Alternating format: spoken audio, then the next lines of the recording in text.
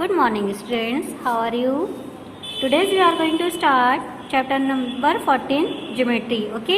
मैंने आपको previous class में बताया था कि हम जो है अब चैप्टर 12 के बाद चैप्टर 16 से स्टार्ट करें उल्टा. ठीक है, 16 हो गया है. अब मैं आपको 14 क्लियर कर रही हूँ, एक्सप्लेन कर रही हूँ. तो ज्योमेट्री में आपको कॉपी वही बनानी है जो अभी 3 डायमेंशनल शेप में जो कॉपी यूज़ की थी, उसी कॉपी में आपको ये भी चैप्टर करना है. इस चैप्टर में आपका फर्स्ट क्वेश्चन है एक्सरसाइज 56 का, count the number of the line segments and also name them in inch of the following figures. हमें क्या करना है, ये हमारा एक फिगर दे रखा है, इसमें सब नेम दे रखे हैं ABCD EF एंड GH. ठीक है, और इसमें क्या करना है, ये जो फिगर दे रखा है इसमें इसके नेम दे रखे हैं. हमें सारे लाइन सेगमेंट काउंट करने हैं. तो देखिए, अगर हम लाइन सेगमेंट काउंट करते हैं तो AB 1 CD 2. ठीक है, फिर उसके बाद ये सारे लाइन सेगमेंट आपको जो है काउंट करने हैं. मैं काउंट करना आपको कॉपी में बताती हूँ. देखिए, आपका लाइन सेगमेंट आ रहा है फर्स्ट AB, फिर BC, B और C, फिर CD, C एंड D, उसके बाद AD, A एंड D. ठीक है, उसके बाद EH, E and H, then फिर FG, F एंड G, फिर BF, BF, EAE, AE, EF, EF, DH, DH and GC. ये हमारे जितने भी लाइन सेगमेंट्स हैं, इस फिगर में आपके जितने लाइन बने, लाइन सेगमेंट्स का मीन्स है कि इस फिगर में आपके जितने भी लाइंस बने हैं वो लाइंस के आपको नेम लिखने हैं सबके, और नेम लिखने के बाद उसको काउंट कर देना है कि हमारा कितने लाइन सेगमेंट्स आ रहे हैं. बेटा देखिए, ऐसे ही सारे फिगर्स में हमें करना है. सारे जितने भी लाइन सेगमेंट्स हैं, सारे लाइन सेगमेंट्स के आपको नेम लिखना है एज इट इज, ऐसे जैसे मैंने यहाँ लिखे हैं. उसके बाद सबको काउंट कर कर आपको टोटल बता देना है. ओके, सेकेंड क्वेश्चन में आपका, उसके बाद आपका जो क्वेश्चन है वो फिलअप है, बुक में है. उसके बाद फोर्थ क्वेश्चन इसमें है, with the help of a ruler draw a line segment of length. आपकी लेंथ दे रखी है 7 सेंटीमीटर की. तो आपका जो रूलर होता है ना, स्केल, आपको स्केल लेनी है. स्केल लेने के बाद उस पर आप लेंथ नापेंगे 7 सेंटीमीटर की.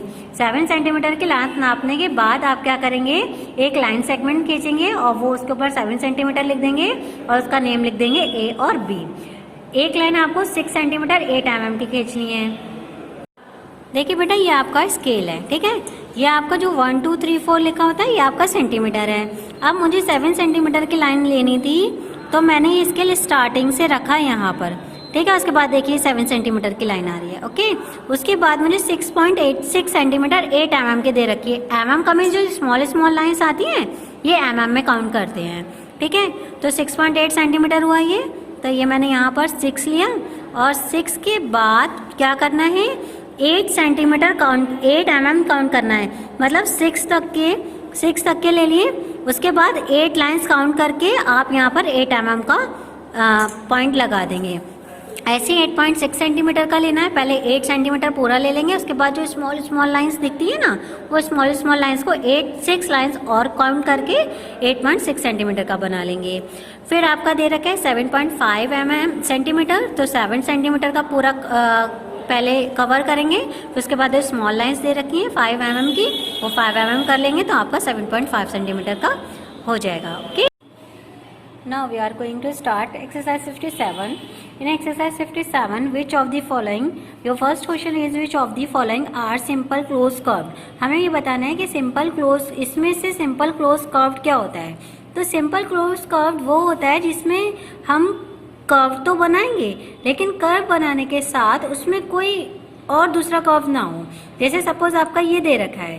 ठीक है, आपका ये है, यहाँ से ये मैंने स्टार्ट किया, यहाँ से स्टार्ट करने के बाद ये ऐसे आया और ये हो गया. तो ये आपका सिंपल क्लोज कर्व है. ये दूसरा इसमें कोई कर्व नहीं आया है, तो आपका A वाला जो है वो सिंपल क्लोज कर्व हुआ. B में आपका देखिए, ये यहाँ से ये आया, ये आया, ये और ये ऐसे करके हमने इसको ड्रॉ किया, तो ये भी आपका सिंपल क्लोज कर्व है. C में देखिए, ये आपका कर्व तो हुआ है, लेकिन यहाँ से और भी ज़्यादा ये जो है और कर्व आते जा रहे हैं इसमें, तो हमारा ये सिंपल क्लोज कर्व नहीं हुआ. ओके, D में देखिए, आपका ये आपका सिंपल क्लोज कर्व है, सिंपली कर्व होता आ रहा है, लेकिन इसमें ऐड और कोई कर्व नहीं है. ई में क्या है, ई में देखिए ये आपका सिंपल क्लोज कर्व हो गया। एफ में देखिए सिंपल क्लोज कर्व नहीं है। जी आपका सिंपल क्लोज कर्व है, दिख रहा है आपको, इसमें कोई और कर्व नहीं है। और एच में भी आपका सिंपल क्लोज कर्व नहीं है, क्योंकि यहाँ पर जो है एक्स्ट्रा ये कर्व जो है वो और आ रहे हैं, ठीक है। तो इसमें क्या है, इसमें बस हमें ये बताना है कि सिंपल क्लोज कर्व है या नहीं है। ओके, एक बार आपको बता देती हूँ मैं कि सिंपल क्लोज कर्व क्या है। A closed figure which does not intersect itself is called a simple closed curve, ठीक है, जिसमें कोई और इंटरसेक्ट ना हो itself में। जैसे अगर आपका ये यूं आया है, यूं आकर ये यूं हो गया, तो ये आपका सिंपल क्लोज कर्व है। अब यहाँ से अगर मैं इसको यूं करके इसको एक और कर्व दे देती हूँ, तो ये आपका सिंपल क्लोज कर्व नहीं हुआ। ओके, नेक्स्ट है which of the following figure are polygons. So what are polygons? Polygons are simple close figure formed of 3 or more line segments is called a polygons. Polygons क्या होते हैं? एक simple close figure होती है, close figure है, कहीं से open नहीं होगी, और ये मोर देन 3 लाइन से मिलकर बना होगा, ठीक है। मोर देन 3, मोर देन 2 नहीं है, मोर देन 3 लाइन से मिलकर बना होगा, लाइन सेगमेंट से, तो ये हमारा पॉलीगन होगा। अब इसमें बताइए, आपका ए फिगर है, ठीक है। अब आपको इसमें पॉलीगन्स बताना है। तो पॉलीगन्स जो होते हैं वो मोर देन 3 लाइन्स का सेगमेंट्स का है, और क्लोज होगा, ओपन नहीं होगा, और उसमें कोई भी कर्व नहीं होगा। जैसे आपका फर्स्ट फिगर है, इसमें मोर देन 2, इसमें क्या है, लाइन सिर्फ 2 है, मोर 2 लाइन्स है ना, मोर देन 3 नहीं है, तो ये पॉलीगन हमारा नहीं है। अब इसमें देखिए, ये आपका क्लोज भी है और मोर देन 3 लाइन्स भी हैं, और कहीं से ओपन भी नहीं है, तो ये आपका पॉलीगन है। सी देखिए, ये भी आपका क्लोज है और इसमें कोई कर्व नहीं है, मोर देन 3 लाइन्स भी है, 1 2 3 4, तो ये आपका पॉलीगन है। डी में देखिए, डी में आपके कर्व दे रखे हैं और 3 लाइन्स तो हैं, बट साथ में आपके कर्व भी दे रखे हैं, तो ये आपका पॉलीगन नहीं है। पॉलीगन में जो है वो किसी भी तरह का कर्व नहीं होगा, ओनली लाइन सेगमेंट्स होंगे। ओके, इस फिगर में देखिए आपका, इसमें आपका कर्व है, मोर देन 3 लाइन्स तो हैं बट कर्व है, तो ये पॉलीगन नहीं होगा। इसमें आपका जो है, इसमें मोर देन 3 लाइन्स हैं, कोई कर्व नहीं है, पूरा क्लोज है, तो ये पॉलीगन है, और ये भी पॉलीगन है। पॉलीगन में कोई कंफ्यूजन नहीं है ना, मोर देन 3 लाइन्स होनी चाहिए, कोई कर्व नहीं होना चाहिए, लाइन सेगमेंट्स होने चाहिए, और क्लोज होना चाहिए, ओपन नहीं होना चाहिए। ओके, अब आपका आता है which of the following polygons are quadrilaterals, ठीक है। सो व्हाट इज क्वाड्रिलेटरल्स, अभी बताते हैं, एक्सप्लेन करते हैं। ये है quadrilaterals, a simple close figure bounded by 4 line segments. इसमें कितने होंगे? 4 line segment is called a quadrilateral. Okay, अब हम देखते हैं क्वेश्चन में। क्वेश्चन है हमारा which of the following polygons are quadrilaterals, ठीक है। क्वाड्रिलेटर्स में कितने हैं? More than 4 lines. पॉलीगन्स में कितने हैं? More than 3 lines. ओके, देखिए ए 1 2 3 4, ये हमारा पॉलीगन हो गया, ठीक है। अब इसमें जो है नेक्स्ट में, इसमें जो है मोर देन 4 लाइन्स है, ओनली 4 लाइन्स का बना। क्वाड्रिलेटरल्स जो होगा हमारा 4 लाइन्स का बना होगा, तो 1 2 3 4 ये क्वाड्रिलेटरल्स हो गया। 1 2 3 4 5 6 ये नहीं हुआ, ठीक है। 1 2 3 4 5 ये भी नहीं है। 1 2 3 4 5 6 ये भी नहीं है। 1 2 3 4, जिसमें 4 लाइन सेगमेंट्स होंगे वो आपका क्वाड्रिलेटरल्स हो जाएगा।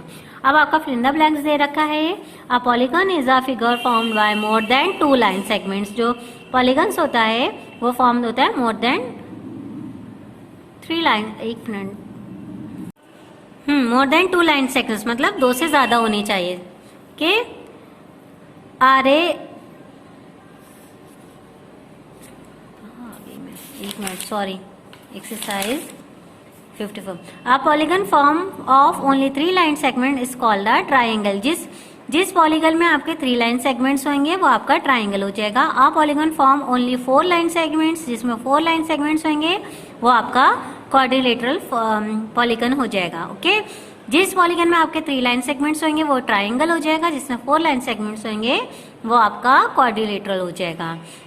A triangle has 3 vertices and 3 sides. Okay, a quadrilateral has 4 vertices and 4 sides. Clear है? 3 लाइन सेगमेंट्स हैं तो 3 3 होंगे, 4 है तो 4 4 होंगे।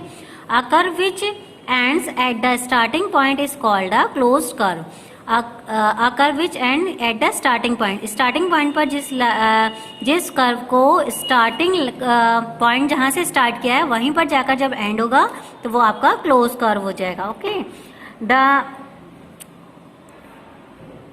The diagonals of quadrilaters are equal, then this quadrilater is either a square or a rectangle. Okay. In a rectangle, the pairs of opposite sides are equal. Rectangle में opposite sides का pair जो होता है वो equal होता है. A point where two sides of a polygon meet is called its vertices. Okay. ये आपके ट्रू फॉल्स है. ट्रू फॉल्स इसको पढ़िए आराम से, उसके बाद देखिए ट्रू फॉल्स में कोई प्रॉब्लम होती है तो मुझे रिवीजन क्लासेस में आप क्लियर कर लीजिए. ओके. अब बाकी मैं जो है एक्सरसाइज 56 आपकी हो गई है. एक्सरसाइज 57 में कुछ क्वेश्चंस हैं. 58 में 57 हुई है. 58 में आपका जो है फर्स्ट क्वेश्चन है, मैं आपको इसका बता रही हूँ. Question number 4. क्वेश्चन नंबर 4 में आपका दे रखा है अ circle has a radius of 8 centimetre. एक सर्किल का रेडियस जो है वो 8 सेंटीमीटर का है और हमें इसका क्या बताना है, इसका डायमीटर बताना है. तो इसमें आपको 2 क्वेश्चन दे रखे हैं. इजी क्वेश्चन है. इसमें आपको बस जो है ना एक फॉर्मूला लर्न करना है कि जब रेडियस दे रखी होती है और डायमीटर सॉल्व करना होता है तब आपको एक फॉर्मूला लगाना होता है. Diameter is equal to 2 into radius. ठीक है. तो 2 इंटू जो रेडियस की वैल्यू है, रेडियस की वैल्यू 8 सेंटीमीटर है तो 8 से मल्टीप्लाई करके 16 सेंटीमीटर, 2 8 16 सेंटीमीटर इसका आंसर आ गया. ठीक है. ऐसे ही आपका नेक्स्ट क्वेश्चन है. इसी में 5th क्वेश्चन होगा आपका. अ circle has a diameter of 10 centimetre. एक सर्किल का डायमीटर 10 सेंटीमीटर है. हाउ लॉन्ग इट्स रेडियस, और इसकी रेडियस कितनी है ये हमें बतानी है. तो डायमीटर जब दे रखा होता है तो जो रेडियस है वो रेडियस को बाहर लेकर हम डायमीटर डिवाइड बाय 2 कर देते हैं. डायमीटर की वैल्यू हमारी कितनी है, 10 है. ओके. तो 10 की 2 5 से 10, 2 नीचे रखेंगे और जो डायमीटर की वैल्यू है, डायमीटर की वैल्यू को ऊपर रखकर उससे हम डिवाइड कर देंगे. डिवाइड करने के बाद हमारा जो है रेडियस निकल जाएगा. Okay. Got it. Bye bye. Exercise, ये चैप्टर की एक्सरसाइज कंप्लीट हो गई है आपकी. ओके. बाय.